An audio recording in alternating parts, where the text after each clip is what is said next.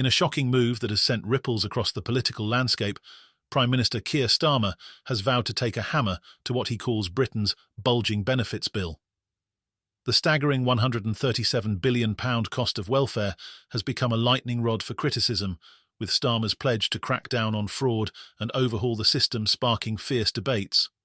Promising the biggest overhaul of employment support in memory, he claims this bold initiative will stamp out abuse, put an end to gaming the system, and get Britain working again. But beneath the confident rhetoric lies a storm of controversy. Will these drastic measures help or hurt the millions who depend on the welfare system?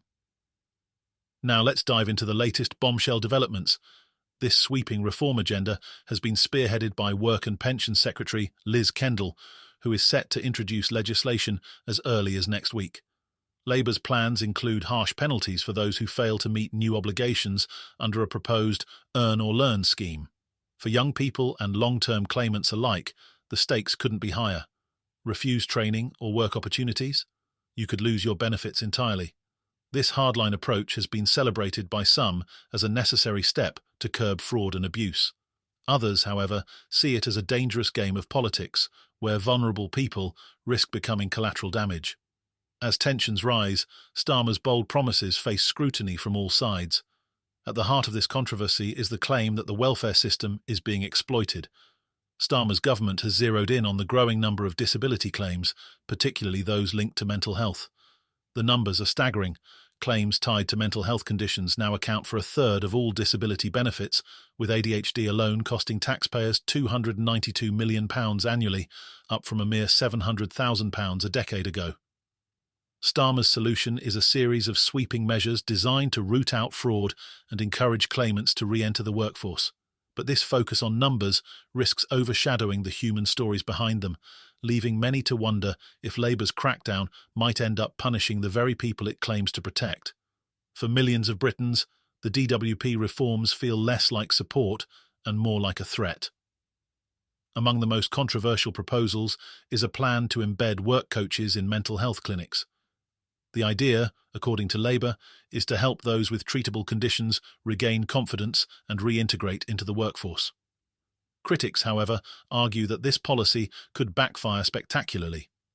Forcing vulnerable individuals into work-related discussions while they're seeking help for serious mental health issues risks exacerbating their problems rather than solving them.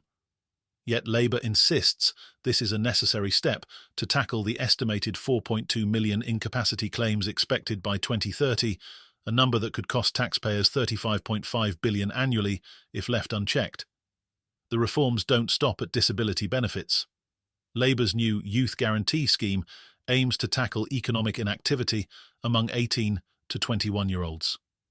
Official figures show that nearly 1 million young people are not in education, employment or training, a grim statistic that Labour plans to address through mandatory training or work placements. For those who refuse these opportunities, the consequences are stark. Benefits will be cut off entirely. Kendall defends the plan as a transformative opportunity for young people to build better futures. However, critics argue that it fails to address systemic barriers like lack of access to quality education, training, or meaningful job opportunities. For many, it feels like punishment rather than progress, a stick without the carrot. The timing of this welfare overhaul couldn't be more contentious, as Labour finds itself embroiled in another divisive debate: the Assisted Dying Bill. Led by MP Kim Leadbeater, the bill has sparked fierce clashes within the party.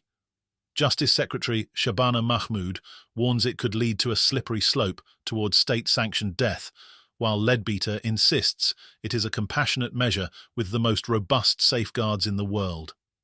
The debate has drawn in high-profile figures, including former Prime Minister Gordon Brown, who opposes the bill, and Labour peer Charlie Falconer, who accuses Mahmood of imposing religious views on policy. The timing has led some to suspect Labour may be using this contentious issue to deflect attention from its welfare agenda, but it risks further fracturing the party and alienating voters.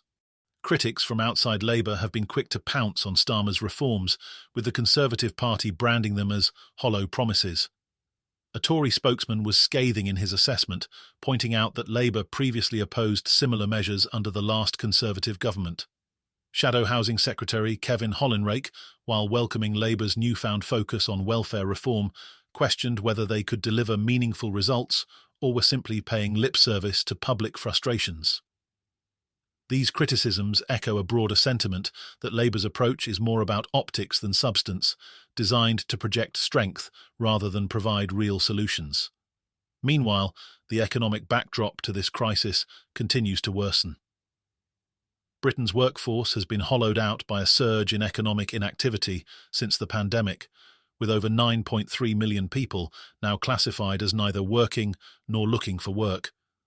This includes nearly 3 million people out of work due to ill health, a sharp rise of 500,000 since 2019. For Labour, this trend represents both a challenge and an opportunity. Kendall's forthcoming white paper is expected to highlight the need for systemic changes in how the welfare state supports job seekers and those with health conditions. Yet critics warn that the government's focus on cost-cutting risks, ignoring the structural causes of these issues, from inadequate mental health care to the rising cost of living. Starmer's rhetoric has left little room for doubt. Labour plans to hit fraudsters hard and save taxpayers billions. But behind the bold promises lie uncomfortable questions about how these reforms will be implemented and who will bear the cost. While Labour has emphasised its commitment to fairness, the proposed policies risk painting all benefit claimants with the same broad brush, stigmatising those in genuine need. For many, the fear is not just losing financial support, but also being caught in an increasingly punitive system that prioritises cost-cutting over compassion. The backlash is already brewing. Advocacy groups for disabled people and mental health charities have expressed alarm over the potential impact of these reforms. The focus on fraud and economic inactivity, they argue, ignores the very real barriers many people face in finding and keeping work. These include discrimination, lack of accessible workplaces, and the ongoing effects of the pandemic on mental and physical health. For those on the front lines of Britain's welfare crisis, Labour's promises of support ring hollow, replaced by a sense of dread over what's to come. As the November 24th deadline for Kendall's white paper looms, the stakes couldn't be higher for Starmer's government. The reforms have the potential to reshape Britain's welfare system for a generation, but they also risk alienating key voter groups and exposing Labour to accusations of betrayal. Whether this gamble pays off will depend not only on the success of the policies themselves, but also on how they are perceived by the public. For now, Starmer's government finds itself walking a tightrope, balancing promises of fairness with the harsh realities of economic pressure and public scepticism.